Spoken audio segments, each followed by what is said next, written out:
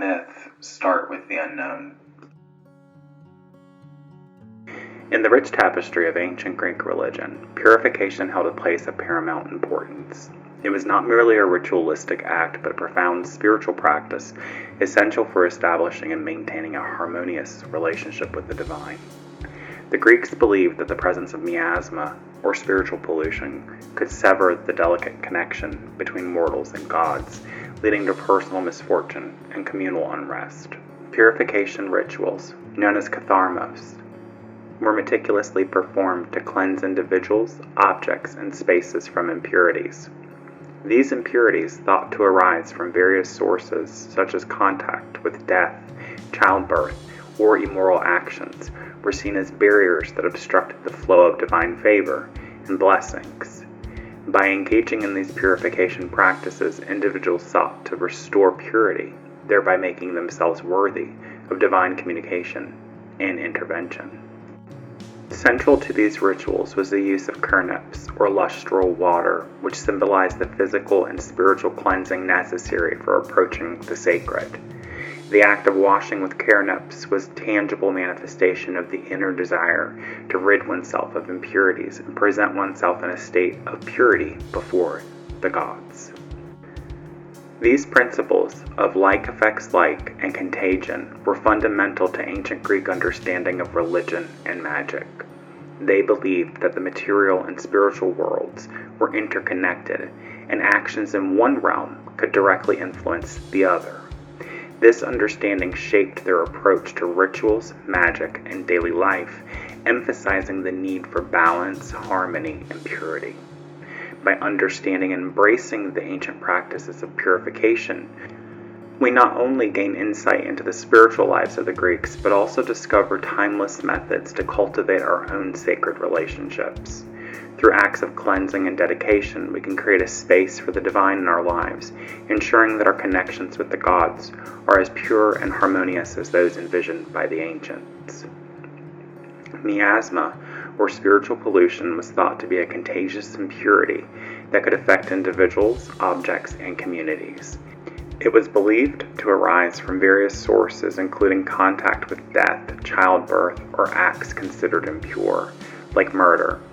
The Greeks believed that miasma not only disrupted their personal well-being, but also angered the gods, necessitating rituals to cleanse and restore harmony.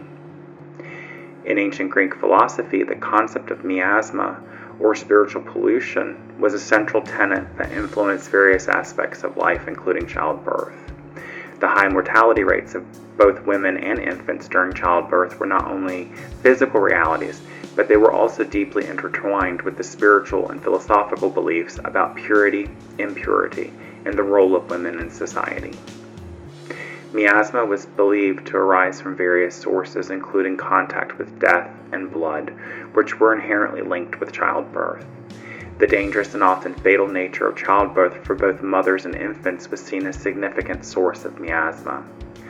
High mortality rates influenced cultural and religious practices, often leading to rituals and customs aimed at protecting the mother, infant, and the community. These practices highlight the recognitions of the perilous nature of childbirth and the societal efforts to mitigate these risks. Central to the concept of miasma and magic and religious practice within ancient Greece were the principles of like affects like and contagion. The idea of like affects like suggests that impure actions or associations could result in further impurity. Contact with death or illness could transfer miasma to others, thereby spreading spiritual pollution. This principle underscored the importance of maintaining purity through vigilant practices and avoiding sources of contamination. The idea of like affects like suggests that certain qualities or states can influence similar qualities or states in other entities. In context of purification, the principle implies that purity can be transferred from one element to another through the appropriate rituals and materials, hence purification waters. Contagion in this context referred to the belief that miasma could be transmitted from one person or object to another, much like physical disease.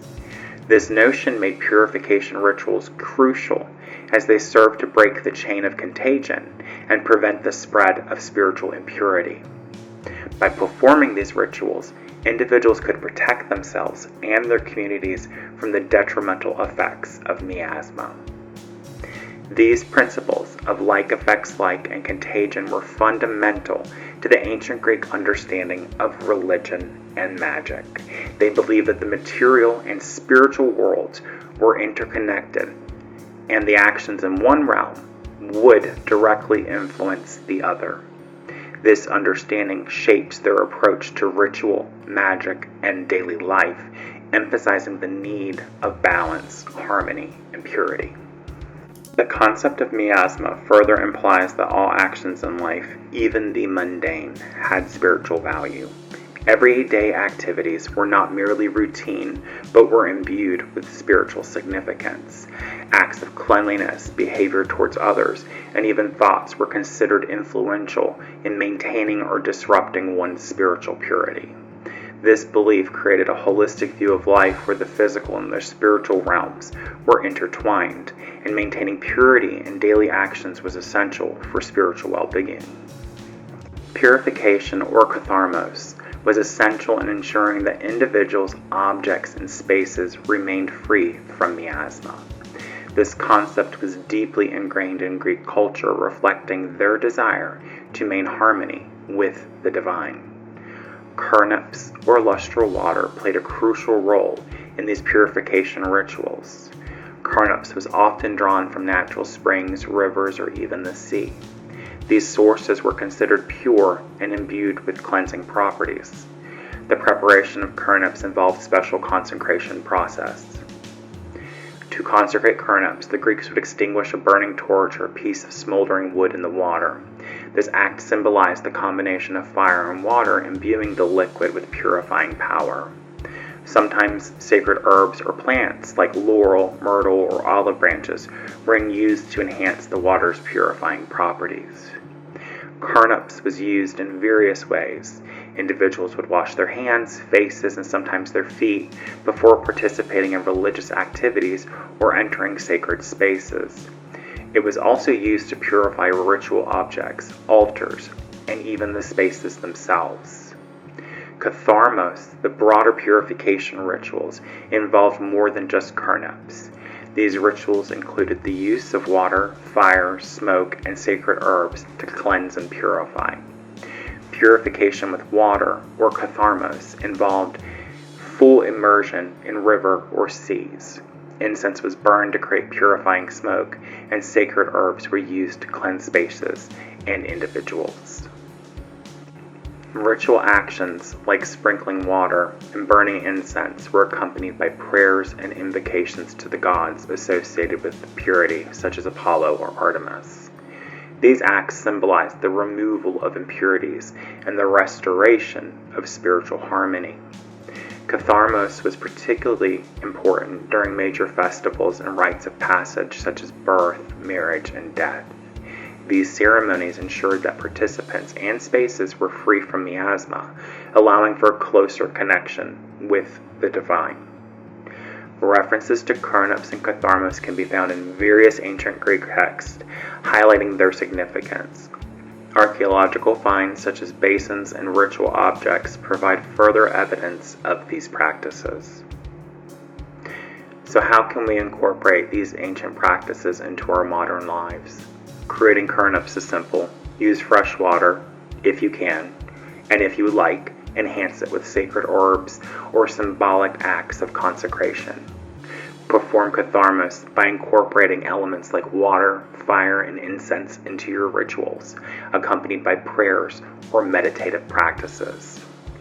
By understanding and integrating these ancient purification practices, we can cultivate a deeper connection with ourselves, with our ancestors, and with the divine, maintaining spiritual balance in our daily lives.